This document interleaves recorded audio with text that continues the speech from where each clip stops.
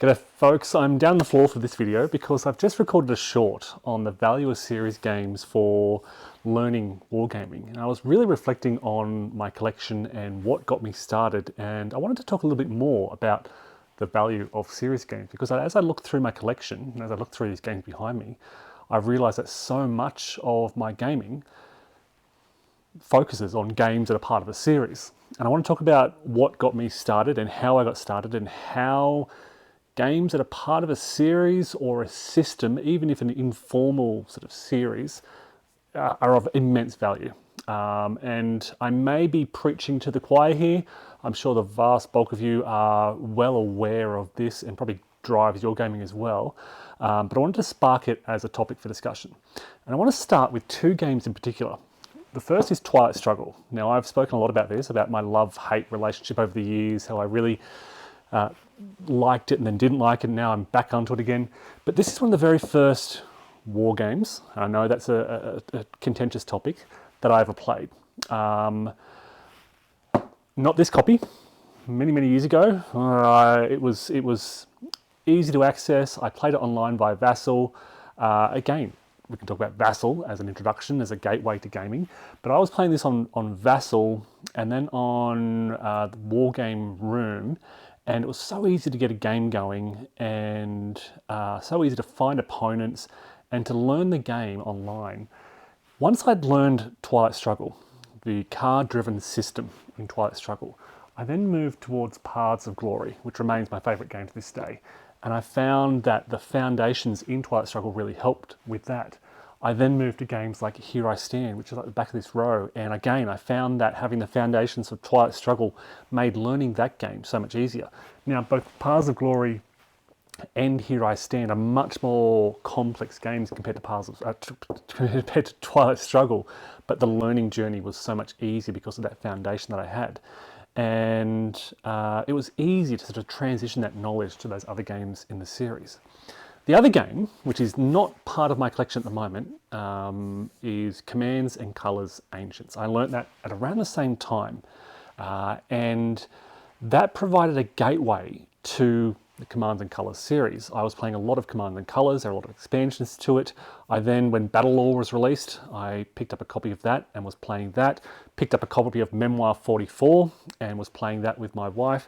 And yeah, again, I was learning a lot of these different games. Battle Cry is another one. Learning a lot of these different games that had their own little bits of flavour. So Battle Lore in particular uses magic, and I loved the sort of, I think it has a sort of a campaign element, but I loved that at the time, that it was the same system as in Commands and Colors, the same foundations, but I was learning these different games. Now they're pretty light games, but again, as a new gamer, it was really easy to get into mini games without that sort of the challenge of learning new rules.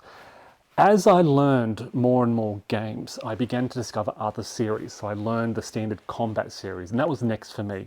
I learned the likes of, what's it called? Stalingrad and Ardennes and many others.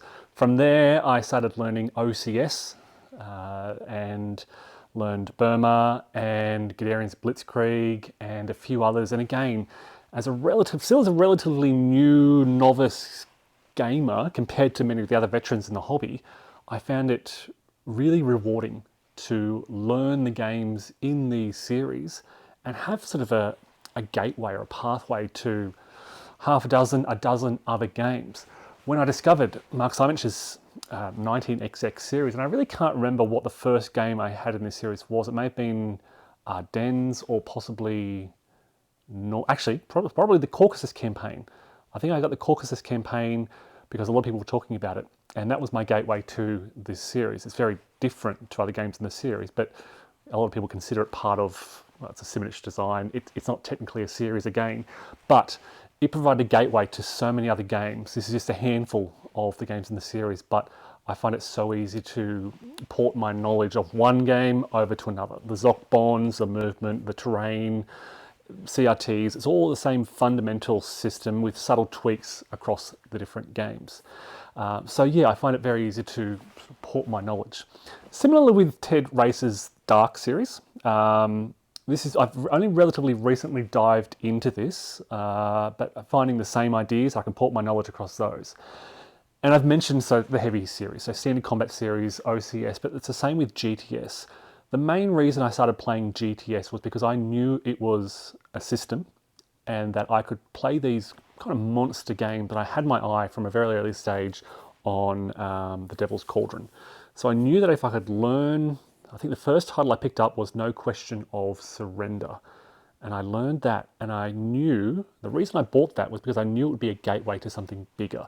That I could take these stepping stones from No Question of Surrender, and then I think I went straight from there to The Greatest Day, Gold Juno Sword, and played through a lot of those scenarios. Where Eagles Dare, Operation Mercury, and then Race for Bastogne. But it's this kind of like stepping stone, and I gradually build confidence through these titles. Much the same with the Battalion Combat series. It's a brilliant series, and I got my sort of foot in the door with, initially it was Baptism of Fire, then Last Blitzkrieg, and I haven't even taken Brazen Chariots out of Shrink yet. But another key point I'll make is that what I love about many of these series, and the series that I really sink my teeth into, is the distinctive feeling of these games. So Signature series in particular, they're such a common rule set, so many commonalities across the games, but they all feel so distinct. It really does feel, you don't feel like you're playing the same rule set. You are playing, just comparing Ardennes 44 to North Africa 41 to Salerno 43 to Holland 44, the ones I've played most recently. They all feel so distinct, and I love the idea that a relatively common rule set can create so many diverse gaming experiences. Ardennes 44 is a world away from Salerno. They feel so different in terms of gaming. Same with North Africa 41. It is such a distinct game feeling. You are thinking about so many different things. The decision-making processes you're making in each of these games are so different in each case. Stalingrad 42 is another one. It is, again, such a common rule set, but it has such a different feel as a game. There are very few terrain features on the map. You compare that to Ardennes 44, vastly different games, vastly different decision-making processes and considerations. In Ardennes, you're thinking about road networks. In Stalingrad, you're thinking about factors and bringing your armies and surprise and so forth. But all using that 90% of the common rule set. Where am I heading with this?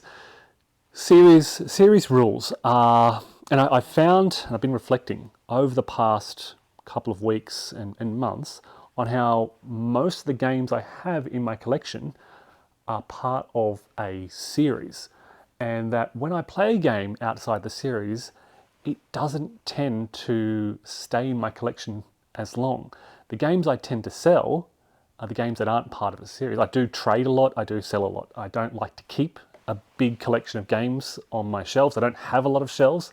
I like to keep a trimmed collection as much as that is feasible. But I found that so many of the games, war games in particular, that are in my trimmed collections are series. I don't like to break the series apart.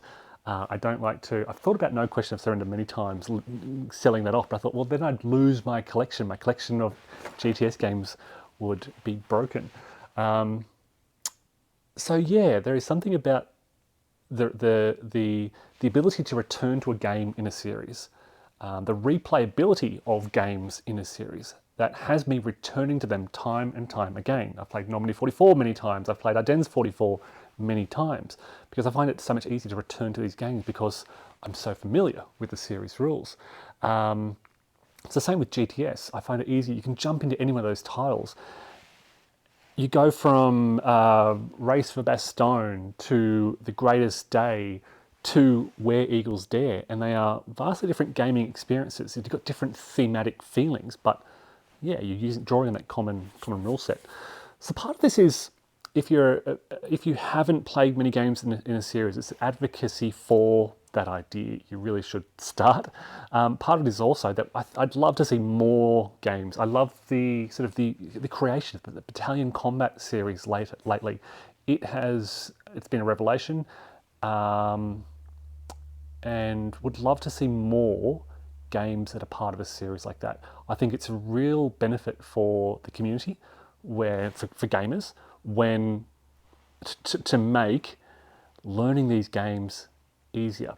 It's what got me into GOS as well. Okay, so it's hugely beneficial for heavier gaming. I now have 3 GOS titles. I've got Vakhtım Rhine, Atlantic War, and Hurtgen Hell's Forest, and I'm buying these games. I bought Hurtgen Hell's Forest even though I haven't even played Atlantic War yet.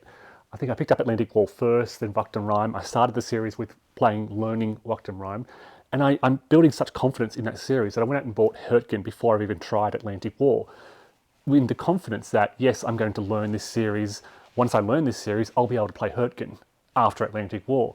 So it's a good market strategy as well to create games in a series, because I also want to get Lucky Forward.